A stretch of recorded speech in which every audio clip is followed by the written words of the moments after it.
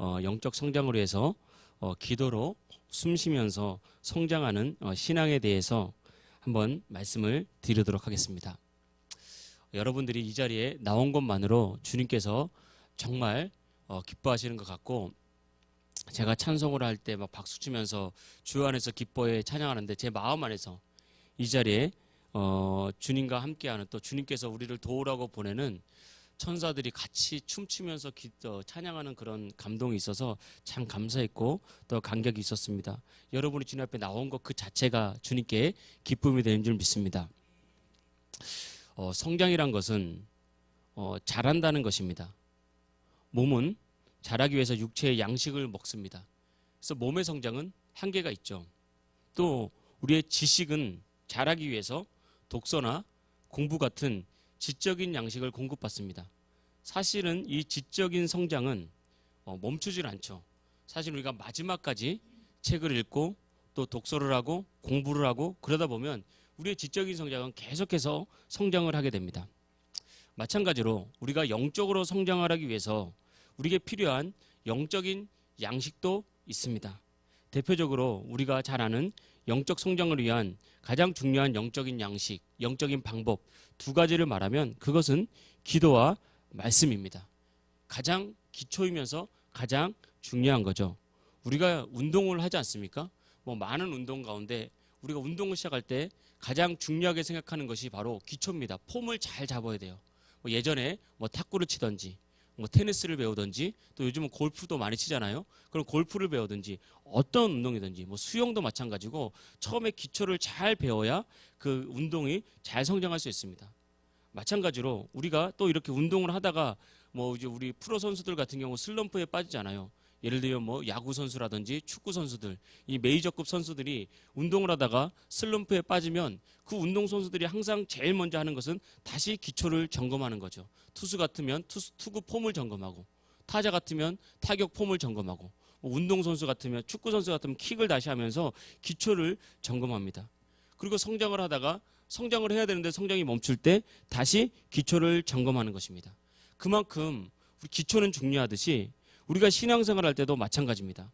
신앙의 가장 기초가 무엇이냐라고 말할 때 우리가 예배가 가장 기초다라고 하는 것을 넘어선다면 예배 다음으로 우리가 붙잡아야 될 것은 바로 기도생활과 말씀생활의 신앙의 기초이기 때문에 우리가 신앙생활하면서 날마다 이 기도생활과 말씀생활을 잘 점검을 해야 되고, 이 기도생활과 말씀생활만 잘 갖춰져 있어도 사실 신앙이 잘 성장할 수 있게 되고 탄탄하게 우리가 자리 잡고 위로 뻗어나갈 수 있게 되는 것입니다.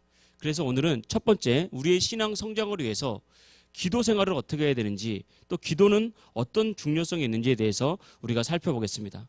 우리가 중요한 것은, 첫 번째 말씀드리고 싶은 것은 기도는 믿는 자에게 주신 특권이다라는 것입니다. 특권. 사실 우리가 기도 생활을 하려면 사실 어렵거든요. 시간을 구별해야 되고 또 기도를 해야 되고. 근데 기도 생활에 있어서 가장 첫 번째는 뭐냐면 기도를 시작하는 거예요. 기도를 시작하는 것. 우리가 생각도 있고 마음도 다 있습니다.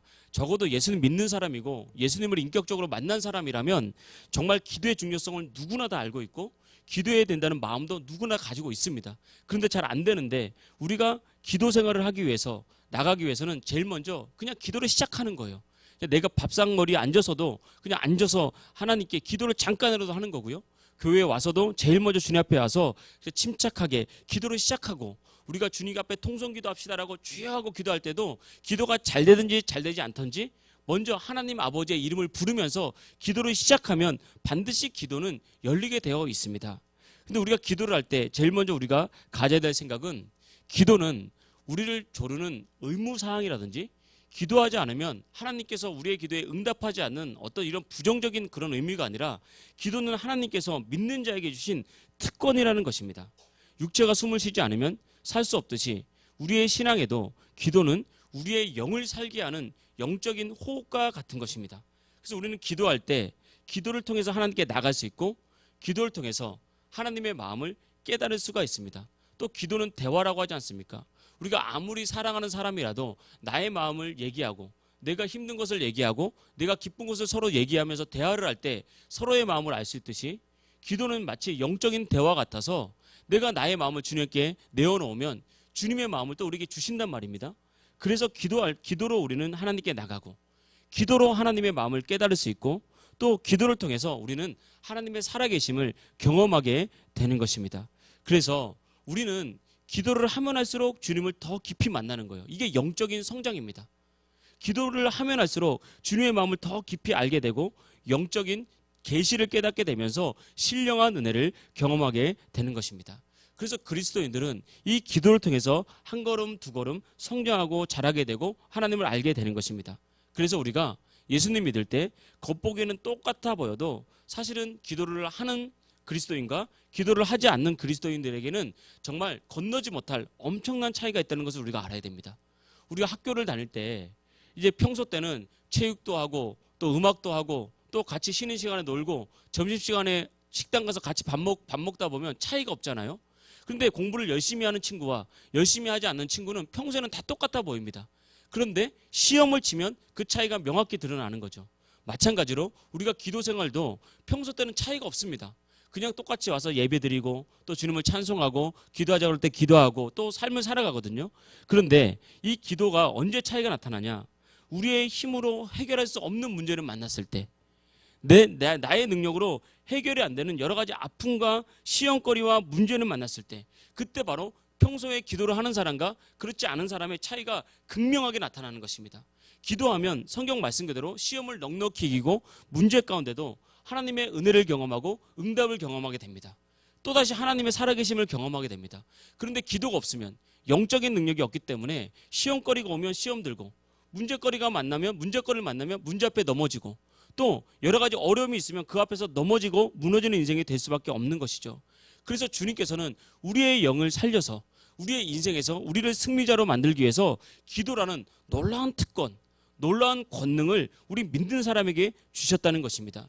그래서 하나님께 기도할 때 우리는 하나님께 기도하면서 예수님의 이름으로 기도하거든요. 그래서 우리가 하나님 아버지 이런 문제가 있사오니 해결해 주십시오라고 기도하고 맨 마지막은 예수님의 이름으로 기도드립니다 하고 마칩니다. 그래서 우리는 하나님 아버지께 예수님의 이름으로 기도를 하는 것입니다.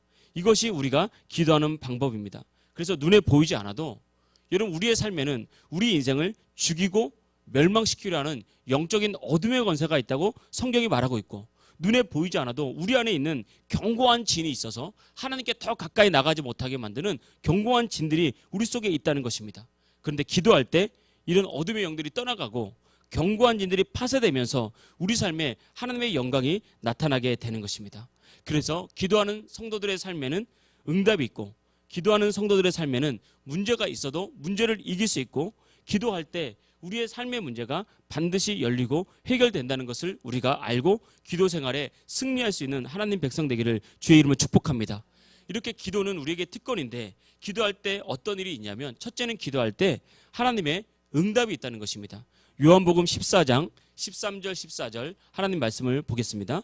너희가 내 이름으로 무엇을 구하든지 내가 행하리니 이는 아버지로 하여금 아들로 말미암아 영광을 받으시게 하려 함이라. 내 이름으로 무엇이든지 내게 구하라. 내게 구하면 내가 행하리라. 그러니까 무엇이든지 하나님께 구하면 하나님께서 행하신다, 응답해 주신다라고 그렇게 말씀을 하고 있는 것입니다. 그래서 기도는 단순하게 기도할 때 응답이 있고, 기도할 때 하나님께서 일하십니다. 기도할 때 하나님께서 앞서가시면서 우리의 문제를 해결하기 시작하는 것입니다. 이것이 우리 믿는 자들이 가지고 있는 놀라운 특권이죠. 여러분 성경에 보면 오병이어의 기적이 나옵니다. 수천 명의 사람이 예수님 앞에서 말씀을 듣기 위해서 나왔습니다. 그래서 그 말씀을 듣다가 해가 지고 식사 때가 지나서 밥을 먹어야 되는데 이제 해가 다 지고 어떻게 해서 먹을 것을 찾을 수 없는 그런 상황에 처했습니다. 그때 어린 아이가 예수님께 오병이어, 물고기 2마리와 보리떡 5개를 가지고 나왔을 때 예수님께서 어떻게 하셨습니까? 예수님께서 그 보리떡 5개와 물고기 2마리를 가지고 하늘로 높이 들고 하나님께 기도하고 난 다음에 그것을 나눠주기 시작했을 때 우리가 다 아는 것처럼 5,000명을 먹이시고 12광주리가 남았습니다. 다시 말하면 우리가 기도할 때 하나님이 응답을 주신다는 것이고, 우리가 기도할 때 우리가 기도하는 것보다 더 많은 것으로 하나님은 우리를 채워주신다는 것입니다. 그래서 이 기도는 예수님을 구주로 영접한 하나님의 자녀에게 있는 특권이라는 거예요. 그래서 여러분 믿지 않는 사람들이 하나님께 기도하면 하나님 응답 안 해주십니다. 왜냐하면 하나님의 자녀가 아니기 때문에.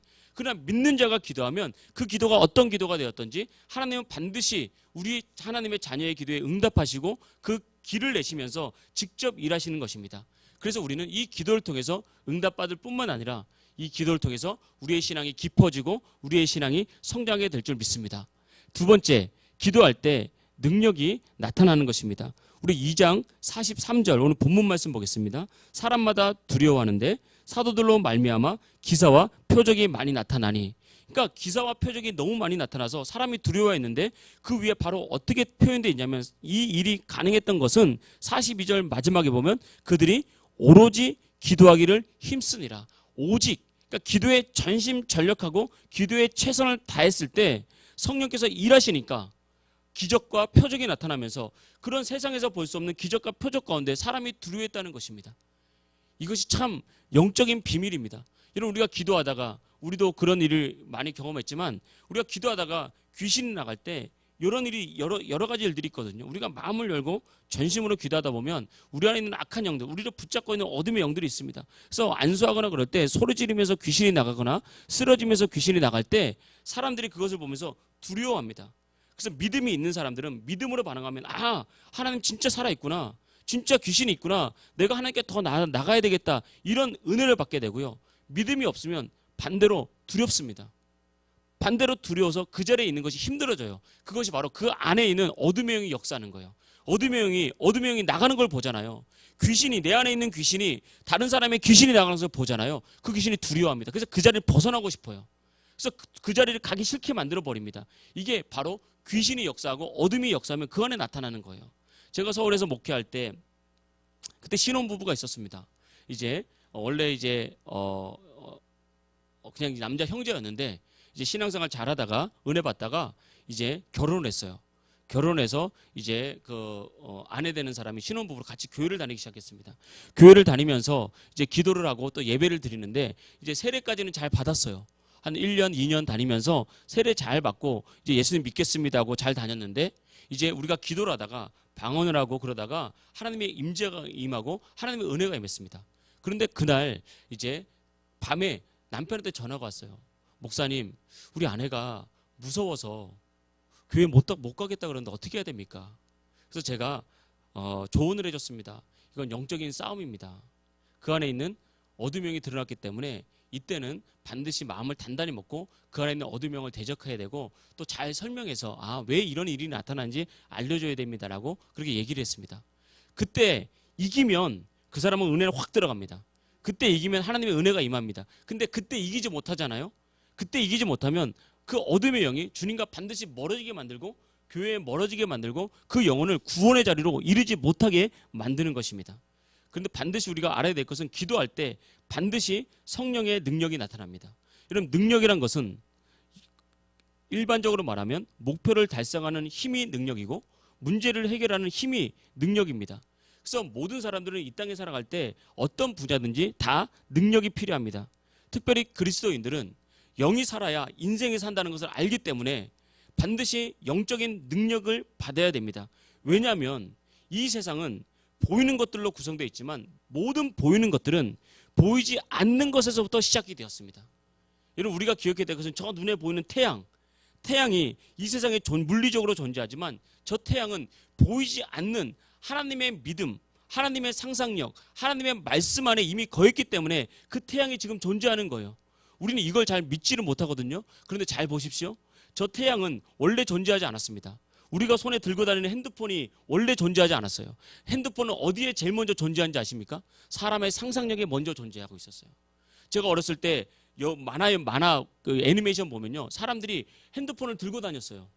근데 사람들은 다 저거 그냥 거짓말이라고 했어요. 저거 그냥 아주 미래에나 있을 일이라고 생각했어요. 그런데 얼마 지나지 않아서 제가 2005년에 1998년에 처음 핸드폰을 가졌어요.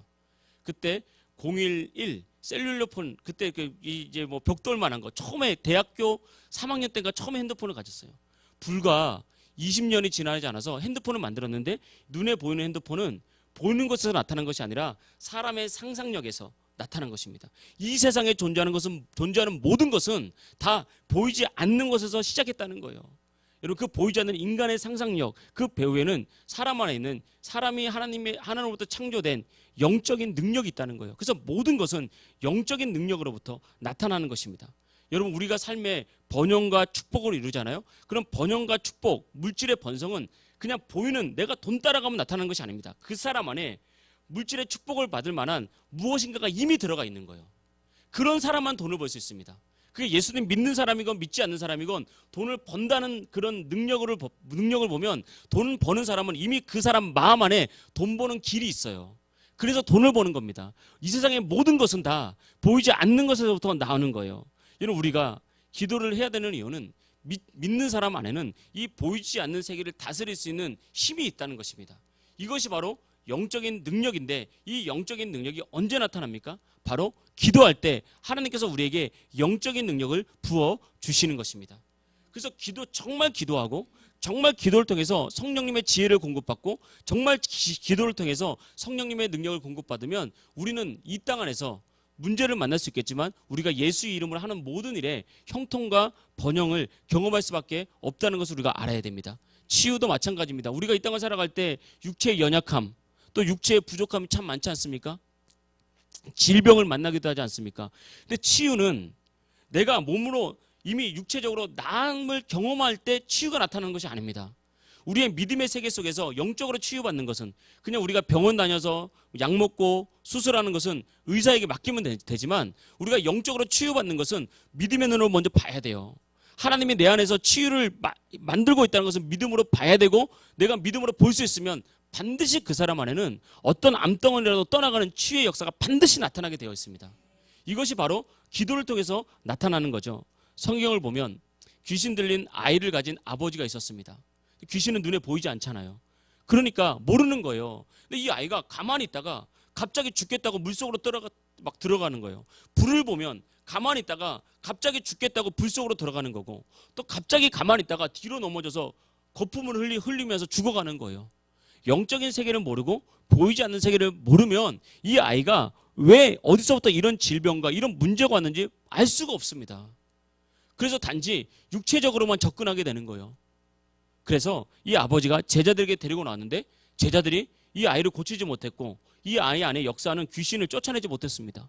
그런데 예수님이 오셔서 그 아이에게 명령하고, 또 예수님이 귀신에게 명령했을 때 그 아이에 있는 귀신이 떠나가니까 그 아이가 온전해져서 그냥 많은 사람 앞에서 바로 앉아 있었다라고 말하고 있습니다. 그래서 많은 사람들이 깜짝 놀랐어요. 두려워했단 말입니다. 그때 제자들이 이후에 예수님께 물어봤잖아요. 왜 우리는 안 됩니까? 왜 우리는 안 됩니까? 그때 예수님 뭐라 그랬습니까? 기도 외에는 이런 유가 나갈 수 없느니라. 기도를 안 했기 때문이야. 기도하면 돼. 기도하면. 여러분, 우리가 귀신이 나가는 것도 마찬가지지만 여러분 우리 삶에서 또 마찬가지입니다.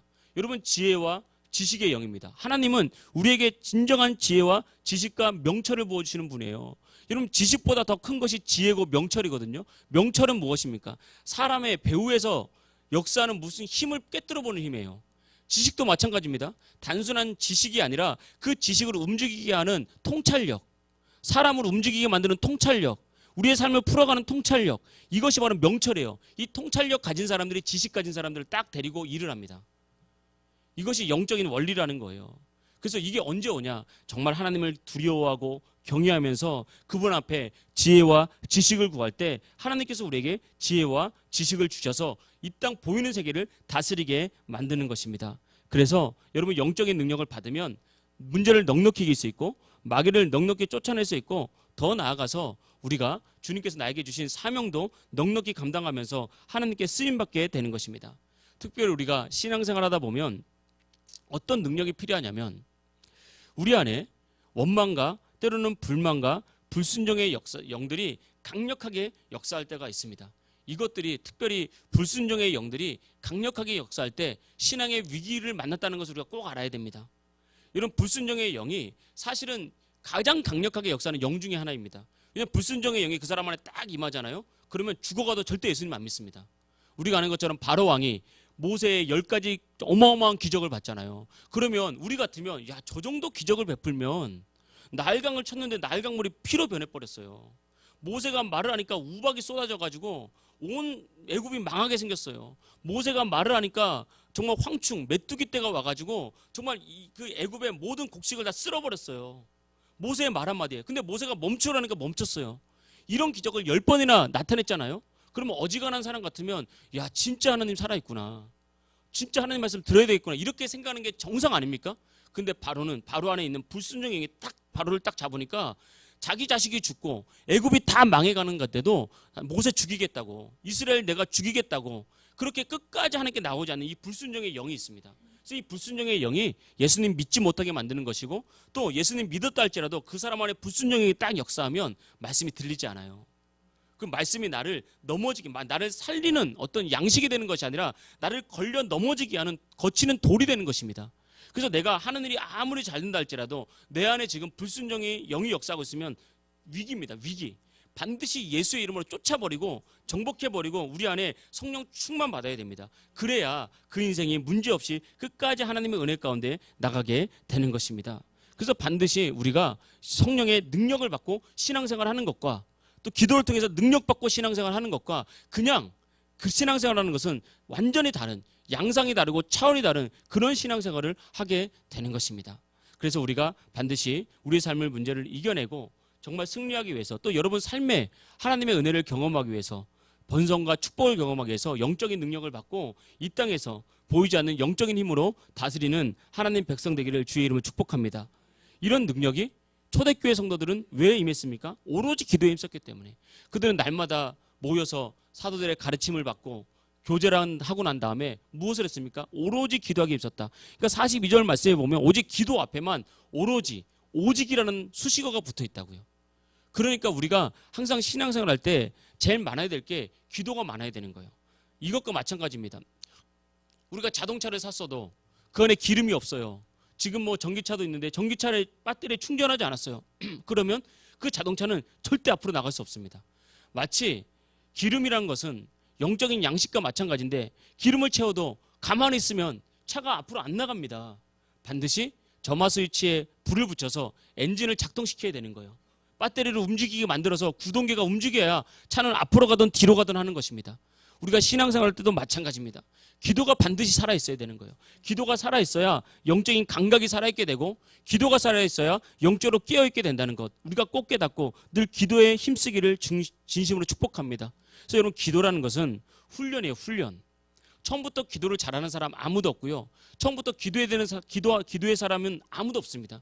기도는 내가 얼마나 나의 육체를 쳐서 주님께 나가느냐, 이 기도는 훈련이라는 것입니다.